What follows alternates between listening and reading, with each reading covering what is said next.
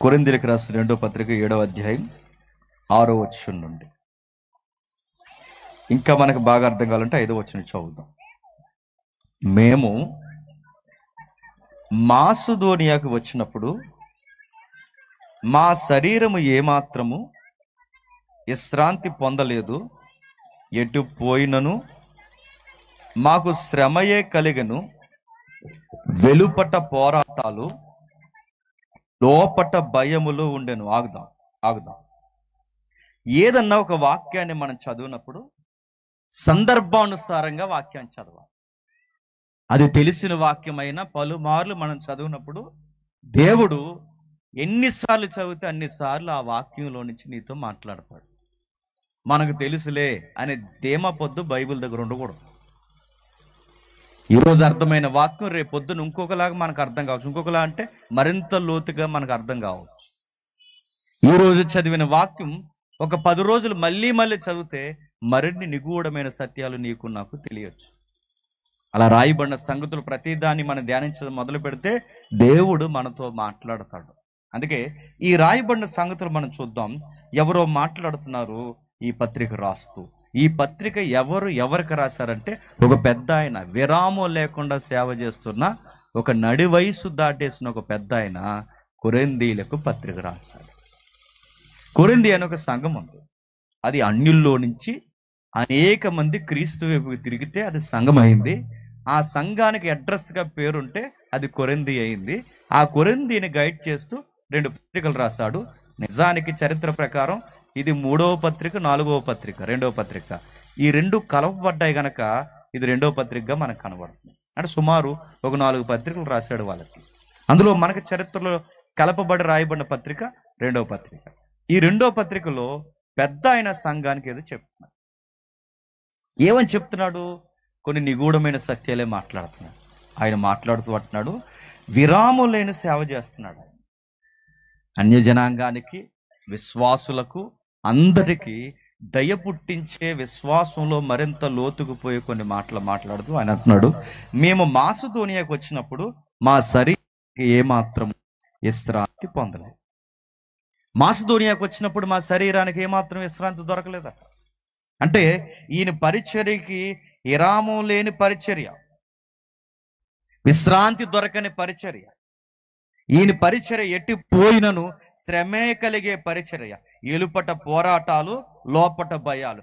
ఎక్కడికక్కడే పోరాటంతో కూడిన పరిచర్య, ఎక్కడికక్కడే తర్కంతో కూడిన పరిచర్య. ఎటు పోయిన శ్రమ, ఎక్కడికి పోయిన శ్రమ. అందుకే పౌలు గారి మినిస్ట్రీ ఇప్పటికీ ఈ రోజు మనం మాట్లాడుకుంటున్నామంటే కారణం ఏంటో తెలుసా? ఆయన విరామం లేని పరిచర్య చేశాడు. మనకే విరామం ఎక్కువ, పరిచర్య తక్కువ. అందుకే మన పరిచర్య ఎక్కువ మాట్లాడుకోం. మన పరిచర్యలు ఎందుకు మాదిరిగా ఉండవు, మన సేవ ఎందుకు మాదిరికరంగా ఉండదు? మనకి రెస్ట్ ఎక్కువ, మినిస్ట్రీ తక్కువ. ఆ రోజుల్లో వాళ్ళ మినిస్ట్రీ చూడండి, ఎటు పోయినను అసలు నిద్ర లేదు, అన్నం లేదు, ఆకలి, దప్పికలు, ఉపవాసాలు, జాగరాలు, పలుమార్లు ఇబ్బందులు. ఒక పెద్ద లిస్టే రాశాడు ఆయన. ఎంత పెద్ద లిస్ట్ రాశాడు! ఇదే కొరింథీ పత్రిక రాస్తూ ఒకసారి రండి, 11వ అధ్యాయం 24వ వచనం నుండి. ఇదే కొరింథీ పత్రిక రాస్తూ 11వ అధ్యాయం 24వ వచనం నుండి. యూదుల చేత పలుమార్లు 5 మార్లు ఒకటి తక్కువ 40 దెబ్బలు తింటిని. ఎలాంటి దెబ్బలట? యూదుల చేత 5 మార్లు ఒకటి తక్కువ 40 దెబ్బలు తింటిని. ఎందుకు తిన్నాడు దెబ్బలు? కేవలం సువార్త చెప్తున్నాడు, కేవలం ప్రభువును ప్రకటిస్తున్నాడని, కేవలం ప్రభు యొక్క వాక్యాన్ని గలమెత్తి మాట్లాడుతున్నాడని. యూదుల చేత 5 మార్లు దెబ్బ తిన్నాడట. అవి మామూలు దెబ్బలా? భయంకరంగా కొడతారు కొరడా దెబ్బలు. కొరడా అనగానే మీకు కనబడుతుందిగా, అప్పుడప్పుడు తీర్థాల్లో ఈదుల్లోకి వచ్చి పొడవాడుతో ఒకటి తెచ్చుకుని నిమ్మకాయలు కట్టుకుని టక సౌండ్ తప్ప దెబ్బలు తగలవు. అది కాదు, ఫాట్ ఫాట్ అంటుంటది. ఆడికి దెబ్బ తగదు. నిజంగా దెబ్బలు తగిలితే సాయంత్రం చచ్చిపోతాడు. అవి కాదు దెబ్బలు, రోమా కొరడా దెబ్బలు, మొదటి శతాబ్దపు కొరడా దెబ్బలు. అవి ఎలా ఉంటాయంటే, ఆడపిల్ల జడలినట్టు చర్మపు తోళ్ళు, అంటే జంతువ తోళ్ళు, చర్మాలు జడలు వేసి వాటి కొనలో భయంకరమైన ఎముకలు గుచ్చుతారు. అలాంటి కొరడా దెబ్బలు 40 కొట్టారు. నిజానికి సాయంత్రానికి చలిజనం రావాలి, భయంకరంగా శరీరాన్ని చిత్రవదకు గురి చేశారు. ఇంకా ముమ్మారు బెత్తములతో కొట్టారు. బెత్తాలతో కొడితే సాయంత్రాన్ని మనకి ఎలా ఉండదండి? టీచర్ కొడితే మేడం ఈ మండ మీద ఇటువైపు అటువైపు తిరగేసి కొడితే సాయంత్రానికి ఏలు బొప్ప కట్టేది మనకి. ఆ రోజుల్లో అంటే ఎవరు అడిగేవారు కదా, అమ్మ నాన్న కొట్టాలి, ఏదో కుదరలేదు అందుకే టీచర్ కొట్టాడు అనేవారు. ఇప్పుడు మా అబ్బాయిని కొడతారా మీరు అంటున్నారు. అందుకే అలా తగలేడారు, వాళ్ళు కరోనాలో పాస్ అయ్యారు. అందుకే నా మాట్లాడతాం. అప్పుడు అమ్మ నాన్న టీచర్లు కొడితే 2 దెబ్బలు వేయండి అనేవారు. అప్పుడు టీచర్లు కూడా ఒక పద్ధతిగా కొట్టేవారు. ఇప్పుడు టీచర్లకి సైకిల్లో కొడతారు. అందుకే ఏలాడగడం తప్పలేదు. చెప్పండి, అలా కొట్టడం కూడా ఇద్దరికి సరిపోయింది. ఆ రోజు మనకి చిన్న చిన్న కొరడా చిన్న చిన్న స్కేల్తో కొడుతున్న దెబ్బలే మనకి ఇబ్బందికరం అయితే, మనకి ఎంత ఇబ్బందికరంగా ఉంటే బైబిల్ చెప్తుంది బెత్తాలతో కొట్టేశారంట. భయంకరమైన బెత్తాలు. మన స్కూల్లో కొట్టే బెత్తాలు కాదు, పొడవైన కర్రలు ఉంటాయి, ఆ కర్రలతో కొట్టేవారంట. ఇంకా కింద చెప్తున్నాడు చూడండి. ఒకసారి రాళ్లతో కొట్టబడితిని చూడండి. రాయి మన కాలుకి తగిలితేనే ఎలా ఉంటుందండి? నడుస్తున్నప్పుడు ఫటాల మన కాలుకి రాయి తగిలితే, రాయి మన కాలుకి వేలుకు తగిలితే ప్రాణం నెత్తి మీద పోయినట్టు ఉంటుంది. రాళ్ళే మన ఒళ్ళంతా తగిలితే, అందులోనూ యెరూషలేము రాళ్ళు, ఇంత పెద్ద రాళ్ళు తీసి వారిని కొట్టేశారట. 1 కాదు 2 కాదు, వివరించుకుంటూ పోతే చాలా సమయం ఉంది. అనేక పర్యాయాలు ప్రయాణాలలో ఇంకా చెప్పిన ముమ్మారు బెత్తములతో కొడుతుని, ఒకసారి రాళ్లతో కొట్టబడుతుని, ముమ్మారు వాడ పగిలి శ్రమ పడుతుని, ఒక రాత్రి పగళ్ళు సముద్రం ఉండిపోయాడట. రాత్రి పగలు సముద్రం ఉండిపోవడం ఏంటంటే అంత భయంకరమైన శ్రమ వచ్చింది ఆయనకి. రాత్రులు పగళ్ళు ఇవన్నీ ఏం చేస్తున్నాడని పౌలు గారికి ఇన్ని బాధలు వచ్చాయి? కేవలం సువార్త చెప్తున్నాడని, కేవలం ప్రభు వాక్యం చెబుతున్నాడని. ఆ ప్రభు వాక్యం చెప్పడానికి మనుషుల వలన సహకారం లేదు, ప్రకృతి వలన సహకారం లేదు. ముమ్మారు వాడ పగిలిపోయింది. 3 సార్లు వాడ పగిలిపోయింది. సముద్రం ఎలా ఉంటుందో పగలు చూడడం కాదు, రాత్రులు చూడండి, సగం గుండె ఆగిపోద్ది. మొన్న వైజాగ్ వెళ్ళినప్పుడు నాతో పాటు ఇంకా టైం ఉంది, మేము సాంగ్ రికార్డింగ్కి వెళ్తే నాతో పాటు టైం ఉందని చెప్పి, ఎందుకైనా మంచిది అక్కడ తెలిసిన వాళ్ళు ఉంటే కొంచెం సముద్రంలోనికి వెళ్దామని ఆ తెప్పొట్ట చూసారు, ఇలా దూకుతాయి, పొడవు బోటు కూడా అనకూడదు దాన్ని. అది వేసుకుని వెళ్తే నాతో పాటు ఒక 5 ఎక్కారు. ఇంకా కొంతమంది తమ్ముళ్ళు ఉన్నారు, వీళ్ళందరూ ఎక్కారు. సురేష్, శేఖరు, డాక్టర్ గారు, సుధాకరు, ఇలా కొంతమంది బెట్స్ ఉంటే నాతో పాటు ఎక్కారు. మాకు లైఫ్ జాకెట్లు లేవు, ఏ జాకెట్లు లేవు. అది అంత ఎక్కారు. ఆ వైజాగ్ సముద్రంలోకి ఇలాగ వెళ్ళేసరికి అది అలా లేపు అలా పడేసిందండి. అంతే, కిలోమీటర్ కూడా లోపలికి వెళ్ళలేదు. మేము పోనీయండి, వెనక్కి పోనీయండి, అస్సలు వెళ్ళొద్దు ఎదరకాకుండా. ఎంత భయపడిపోయారో, ఎంత ఇబ్బంది పడిపోయారో, ఎంత అడలెత్తిపోయారో. నన్ను అడిగితే కిలోమీటర్ లోపల కూడా వెళ్ళలేదు. అది ఇలా లేచి ఇలా పడ్డదంతే, ఇలా లేచి టప్పా టప్పా టప్పా అని ఆ కెరటాలు మమ్మల్ని కొడుతుంటే అందరూ అనయ్య నీ దండం పెడితే వెనక్కి పోనీ అన్నారు. ఇప్పుడు కొంచెం లోపలికి వెళ్ళొద్దాం 5 కిలోమీటర్లు అంటే, ఇంకెళ్తే అర్థమైపోతుంది పోనీ. 1 కిలోమీటర్కే మనం ఇంత ఇలా అయిపోతే నడి సముద్రంలో వాడ పగిలిపోయింది.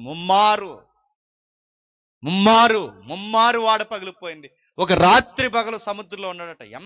ఎంత బాధ అనుభవించాడంటే, ఈ చలిలో ఉండడమే మనకి ఇంత ఇబ్బంది అయితే, ఒక చలిలో అది సముద్రంలో రాత్రంతా ఉండాలంటే ఊహించుకోండి ఎలా ఉంటుందో. ఇప్పుడు ఇలా మీటింగ్లో కూర్చుంటే ఈ చలికి ఇలా కప్పుకుని కూర్చున్నా, ఇదే సముద్రం అయితే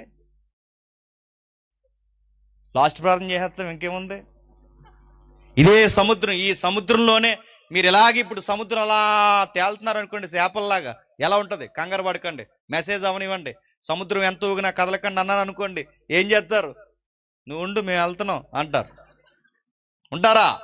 ఈ చలికే కంగారు అయిపోతున్నాం, ఈ ఒత్తిళ్ళకే కంగారు అయిపోతున్నాం. నడి సముద్రం మీద రాత్రి పగలు అలా 24 అవర్స్ అలా ఉండిపోయాడంటే అది కదా సువార్త పరిచర్య అంటే. అది కదా దేవుని కోసం చేయాలన్న త్యాగపూరితమైన పరిచర్య అంటే. అది కదా కసి కలిగిన మినిస్ట్రీ అంటే.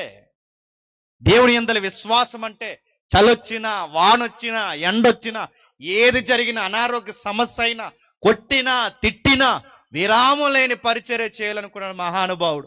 అలాంటి మహానుభావులు అలాంటి పరిచర్య చేశారు కనుకే ఈ రోజుకి సంఘాలు కట్టబడుతున్నాయి వాళ్ళ మాదిరిని బట్టి. ఈ రోజుకి సంఘాలు నడిపింపబడుతున్నాయి, ఈ రోజుకి సంఘాలు పోషింపబడుతున్నాయి. నడి సముద్రంలో ఒక రాత్రి పగలు గడిపాడట. అనేక పర్యాయములు ప్రయాణాలలోను, నదుల వలనైనా ఆపదల్లోను, దొంగలు ఆపదల్లో, స్వజనుల వలనైన ఆపదల్లో జరిగిన నష్టాలు సరిపోలేదని దొంగలు పక్క దొంగలు వచ్చి పట్టుకెళ్ళిపోయారట. ఆయన దగ్గరే ఉన్నాయి. దొంగల వలన ఆపదలు చెక్ చేసుకున్నారు, ఏమీ లేదని వెళ్ళిపోయారో కొట్టారో ఏంటో తెలియదు. మొత్తం మీద దొంగల వలన ఆపదలు, సముద్రం వలన ఆపదలు, నదుల వలన ఆపదలు, ఇవన్నీ ఒక బాధ అయితే సొంతోల వల్ల బాధలు. సేవలు అన్నిటికన్నా ఘోరమైందని చెప్పిన సొంతోల వల్ల నశ ఎక్కువైపోద్ది. మనకి సొంతోల వల్ల బాధలు ఎక్కువైపోయాయి. స్వజనులు అంటే సొంత వారి వల్లనే బాధలు. సొంత వారు కూడా ఆయన బాధకు గురి చేశారు. మరి ఏం చేశారో, స్వజనులమైన ఆపదల్లోను, అన్యజనులమైన ఆపదల్లోను, పట్టణాలలో ఆపదల్లోను, అరణ్యాలలో ఆపదల్లోను, సముద్రములో ఆపదల్లోను, కాపాట సహోదరుల వలన ఆపదల్లోను పౌలు గారితోనే ఉండేవారట, పౌలు గారితోనే తిరిగేవారట, పౌలు గారి పక్షాన ఉన్నట్టు కనబడేవారట. కానీ లోపల కపటం పెట్టుకుని తిరిగేవారట. కపట సహోదరులు నమ్మలేకపోయేవాడట. ఈడేటి ఎలా చేశాడంటే ఆడ లోపల ఎప్పటి నుంచో స్కెచ్ చేసి కూర్చున్నాడు, కానీ పౌలు గారికి తెలియదు ఆ విషయం. ఆ దేమన్నవాడు అలాంటి వాడే. ఇలాంటి పనులు అంటే ఒకటి కాదు, రెండు కాదు, బయట వారు ఇబ్బంది పెడుతున్నాడు, అన్యుడు ఇబ్బంది పెడుతున్నారు, యూదులు ఇబ్బంది పెడుతున్నారు, సముద్రాలు, నదులు అన్ని ఇబ్బందులు, చివరికి దగ్గరగా ఉన్న వాళ్ళు కూడా ఆయన బాధ పెట్టారు.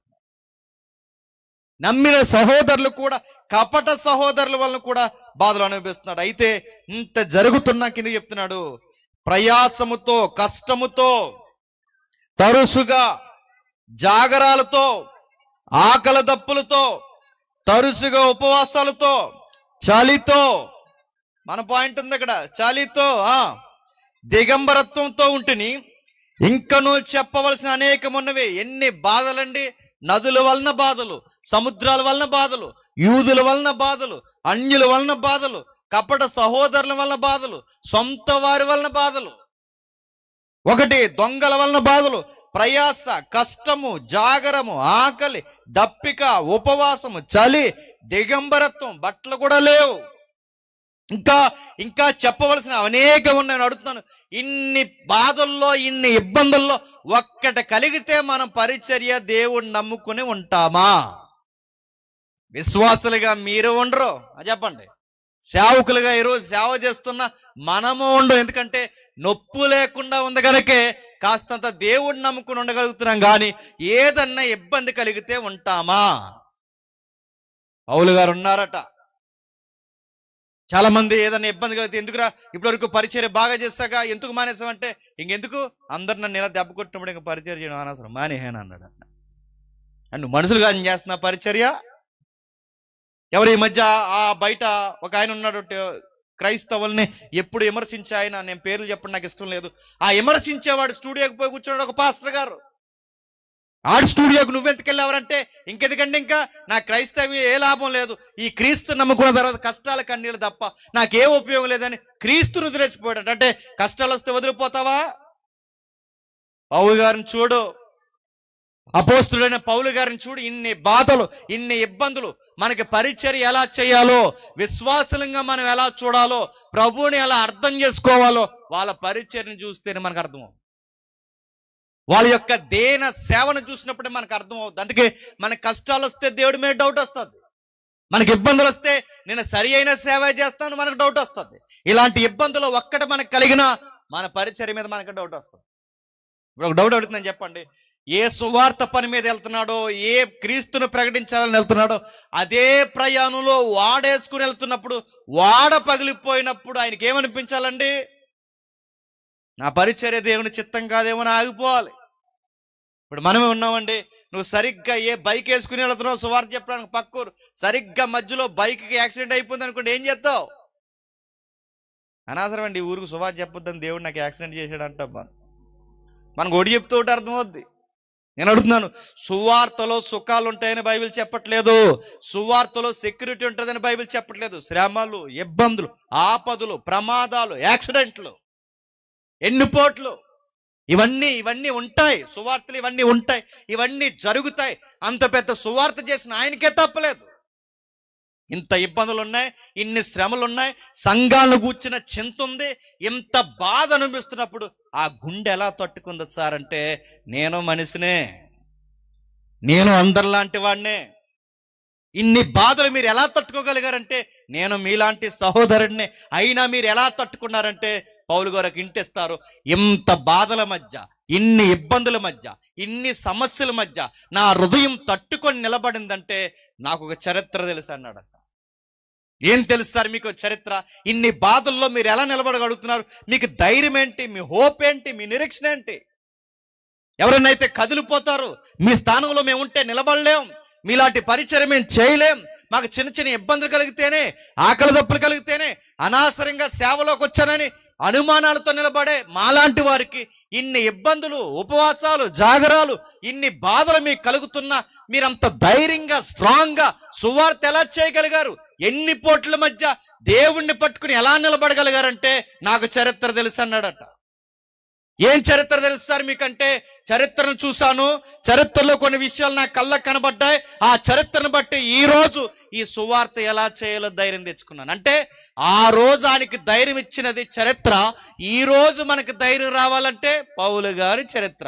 పౌలు గారు ఏం చూసారో మనము అదే చూస్తే మనకు కూడా ఏమొస్తుంది? ధైర్యం వస్తుంది.